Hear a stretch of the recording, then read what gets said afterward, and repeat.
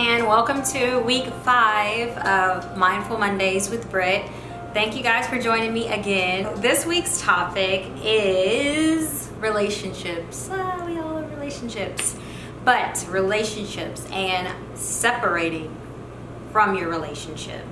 I realized today, I'm sorry, but I have to tell everybody. As some of you guys know, I recently got engaged to the love of my life, AJ. Actually, it's Ajay. He doesn't pronounce his name right, and he's been telling everybody his name was AJ for so long, but that's not how you pronounce it in India. It's Ajay. Anyway, so we got engaged, and we have been together for 7 years now.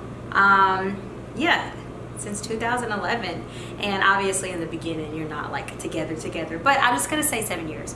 So we got engaged on December 29th, and it's been great so far. We haven't really started planning or anything like that. We're just kind of like taking our time for ourselves and to become stronger as a couple.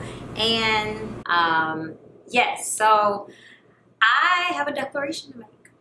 And my declaration, and I tell you, AJ, that I am officially separating myself from you.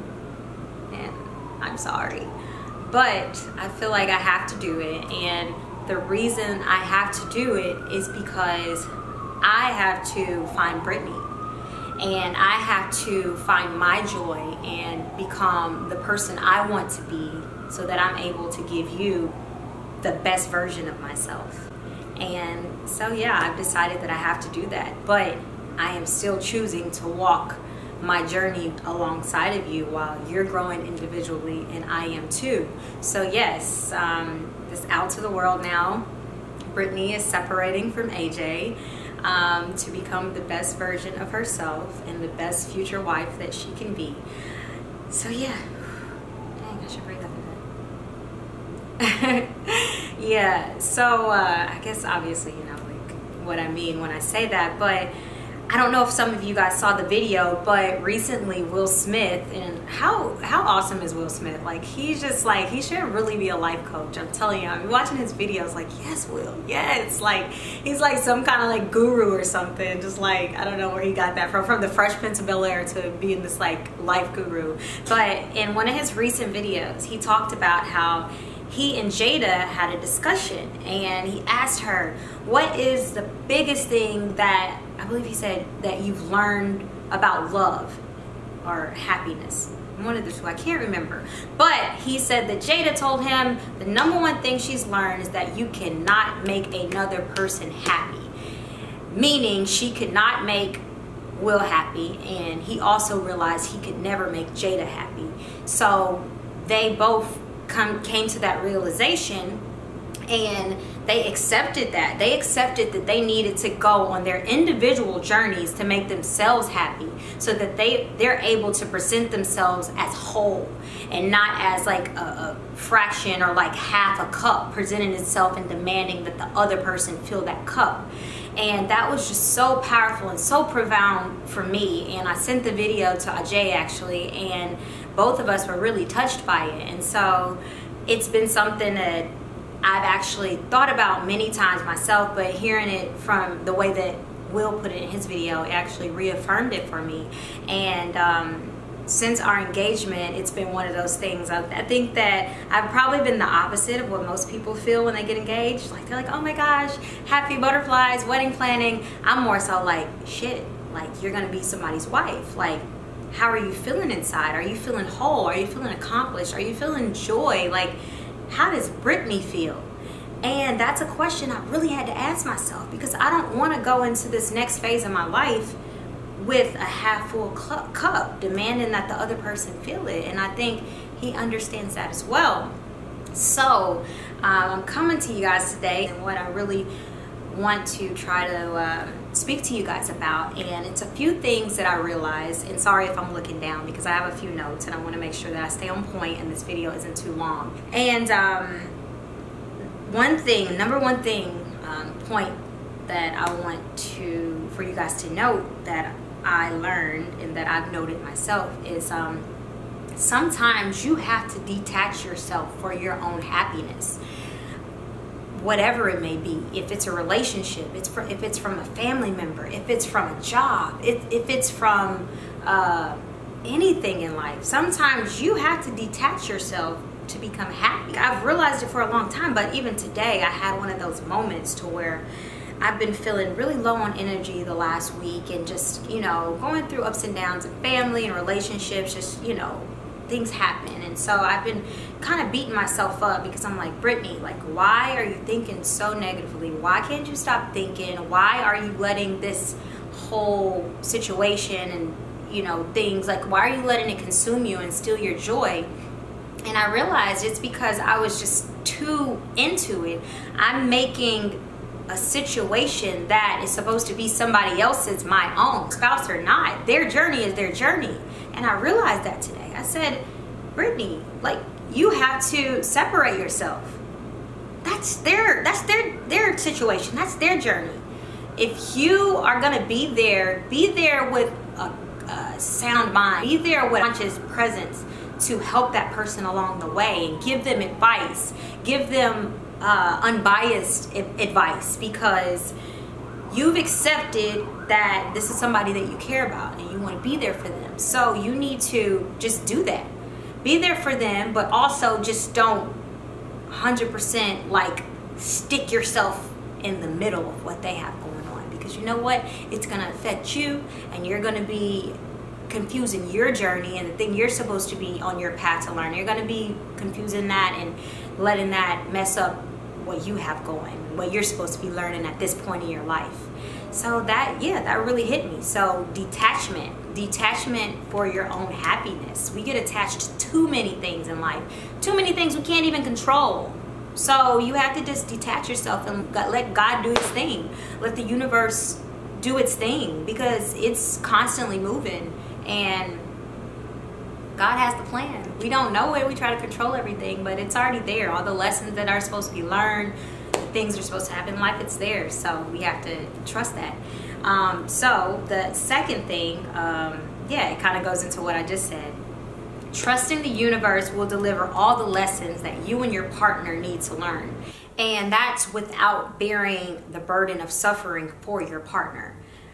They may be going through something, and not to say that you shouldn't be compassionate to their suffering or, you know, just completely removing yourself. But if you bear that same burden as they do, then you both just get into this mode of like struggle and constant just like suffering and hurt. And someone has to be a conscience and a presence in the situation.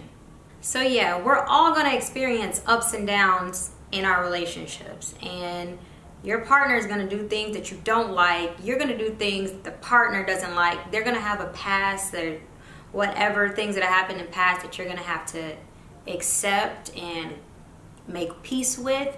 And also, more than anything, making peace with the fact that you see they've learned and become a better person from that situation. And that gives you all the more reason to know that you shouldn't burden yourself while it's happening, because whatever God's plan is, it's like however painful it is while you're experiencing it, you both are going to learn something very valuable out of it.